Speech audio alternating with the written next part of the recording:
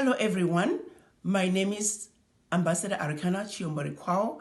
I am your former African Union Ambassador to the United States. I'm here to wish you a very happy new year and looking forward to not only a prosperous and peaceful new year, but also a prosperous and peaceful Africa. 2019 was an amazing year. It was a year that we saw African diaspora from around the globe come together around a common issue. This issue had to do with the termination of my contract by our Excellency Musa Faki Mahamat of the African Union. In a very resounding way, you send a message of your wishes and your desired, and you came together in a way that no one had ever seen. You see, the rule of divide and conquer has kept us from coming together and even standing our ground and defending our turf. 2019 showed us that this game is over, that the children of Africa are now united, that the children of Africa have woken up, and that the children of Africa understand that within our unity is where we can find our strength. In a resounding way, you let the world know that the children of Africa are coming together and that we are answering the call from our African heads of states to speak with one voice. 2019 was also a very crucial year. It was a year that we saw our African heads of states formally launch the African Continental Free Trade Area. For those of you who are not familiar with the African Continental Free Trade Area, it is a decision that was reached by all the African heads of states in March of 2018. This decision states that Africa, come July of next year, 2020, is going to enter the world market as one continent, one Africa, speaking with one voice. You see, the borders that were imposed upon us by the Berlin Conference, they're going to be melting away. We're in the process of digging the grave of the Berlin Conference. Along with the Berlin Conference, come July of 2020, we're going to be burying not only the Berlin Conference, but also her children, who are the legacy of colonization, the legacy of slavery, and the rule of divide and conquer. All must be buried come July of 2020.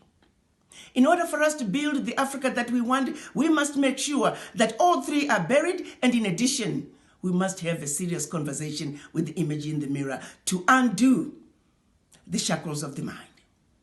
Once the shackles of the mind are gone, the children of Africa are ready to move in and take our Africa, our beloved continent, to her rightful place on the world stage. The African Continental Free Trade Area is going to be creating a workforce of 1.27 billion people, a combined GDP of $3 trillion, and a work environment, a business environment that you can establish yourself in one country and spread like wildfire throughout the continent. This is precisely what the business community on the continent and around the globe have been looking for. I'm calling this the unfinished business of the OAU.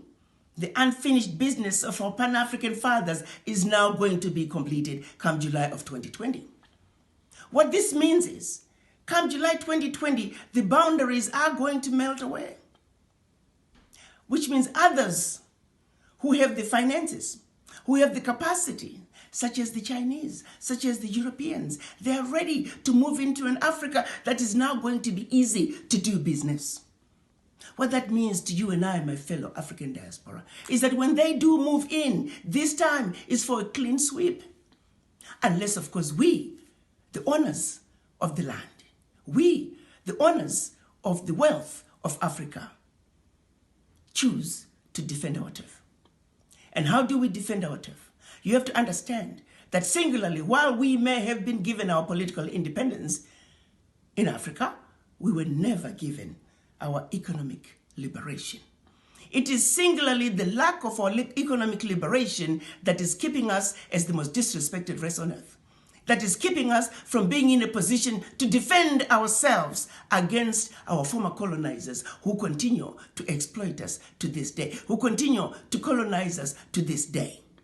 You see, when you're poor, you have a voice, but your voice is useless. Nobody's going to respect your voice. Nobody's going to hear your voice. It's all about the economy, my fellow African diaspora. And guess what? We, the African diaspora, are the only ingredient missing in order for Africa to go to her rightful place on the world stage. We need the capacity that is in the diaspora, the capacity that has been taken out of Africa through the brain drain. One. Secondly, we need the finances. You see, to whom much is given, much is expected. We have a responsibility to pull our funds together, united, just like the Chinese diaspora did, just like what the Indian diaspora have done and continue to do, just like what the Irish diaspora have done and continue to do. We must also do the same. Let's not ask what Africa has given us. Let's ask what we have done for our continent. We have a responsibility, and if we do not come together for our sake, let's come together for the sake of our children, grandchildren, and generations to come. The African Continental Free Trade Area is giving us an amazing opportunity